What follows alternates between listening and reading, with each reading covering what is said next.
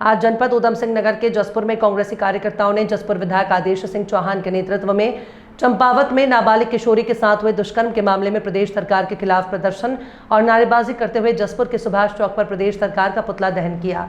कार्यक्रम में मौजूद कांग्रेसी कार्यकर्ताओं ने कहा कि बेटी बचाओ बेटी पढ़ाओ और नारी सम्मान की बात करने वाली भाजपा सरकार में ही आज बहु बेटियां सुरक्षित नहीं हैं। उन्होंने कहा कि अभी जनता अंकिता भंडारी कांड को भुला नहीं पाई थी कि चंपावत में नाबालिग किशोरी के साथ हुए दुष्कर्म में वहां के मंडल उपाध्यक्ष सहित 2 अन्य लोग शामिल हैं, जिन्हें सरकार और पुलिस और प्रशासन बचाने का काम कर रहे हैं, तो वहीं पीड़ित को हुई दोषी बनाने में जुटे हुए हैं। उन्होंने कहा कि आज प्रदेश की धामी सरकार भाजपा के लोगों को इस प्रकार कृत्य करने के लिए प्रोत्साहित करने का आरोप लगाते हुए कहा कि प्रदेश में कानून व्यवस्था लचर हो चुकी है, प्रदेश भर में अपराधी बेलगाम हो चुके हैं, उत्तराखंड में किसान भी सुरक्षित नहीं है। इसका खुलासा किसान की आत्महत्या ने किया। नैनीताल में जिला पंचायत सदस्य का अपहरण कांड फेलियर कानून व्यवस्था का प्रमाण है। आए दिन उत्तराखंड में बेटियों के साथ कई घटनाएं घटती रहती हैं। अभी चंपावत में एक नई घटना घटी नाबालिग बच्ची के साथ, जबकि पुलिस ने लीपापोती की। पहली बार ऐसा देखा गया है कि एसएसपी और डीएम और सीएमओ एक साथ प्रेस कर रहे हैं। भाई अगर पुलिस ने सही केस खोला है तो एसएसपी का रोल था, खाली वो अपनी बात रखते।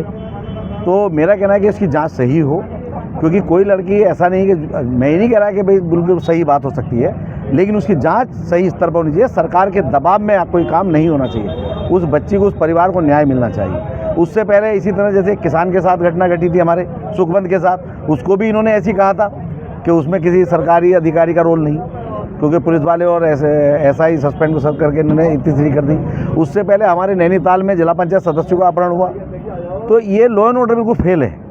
तो हमारा इस सरकार से, क्योंकि अगर आपने नहीं सुधार किया, इन अधिकारियों को चेतावनी है, अधिकारियों क्योंकि नेताओं के दबाव में या सरकारी दबाव में काम करोगे तो आने वाले टाइम में अगर सरकार जब भी कांग्रेस की बनेगी आपको चुन चुन के हिसाब लिया जाएगा। दूसरा, अभी भाजपा की सरकार दोनों जगह, और आपने देखा होगा कॉमर्शियल सिलेंडर के रेट एकदम से 1000 रुपये बढ़ा दिए गए।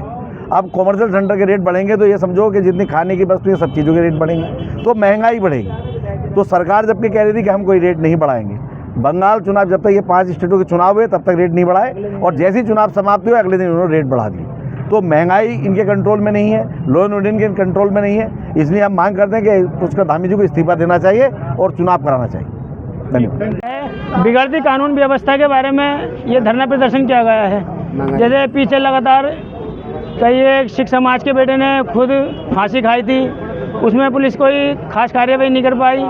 अब ये हालात यहाँ लीपापोती कर दी गई, जैसे चंपावत में सुनने को मिल रहा है। एक ही दिन में पीछे अंकिता भंडारी वाला कांड रहा, इसमें भी लगातार लीपापोती रही। कई मामलों में लगातार पुलिस प्रशासन केस खोलने में सक्षम नहीं हो पा रहा है और लगातार उत्तराखंड की पुलिस व्यवस्था बिगड़ती जा रही है और यहाँ महंगाई लगातार बढ़ रही है। ये सिलेंडर के दाम गरीब आदमी के लिए बड़ा दिक्कत महसूस हो रही है। जो मजदूरी करने वाले लोग हैं या छोटे छोटे रेस्टोरेंट ढाबे वगैरह चलाने वाले लोग हैं, जो 1000 कमाते हैं और 2000-1500 रुपये सिलेंडर का रेट वैसे ही लगातार बढ़ रहा है। इसके खिलाफ, महंगाई के खिलाफ हमारा ये धरना है और कानून व्यवस्था में सुधार पैदा हो, जो इसके लिए खास प्रोग्राम है।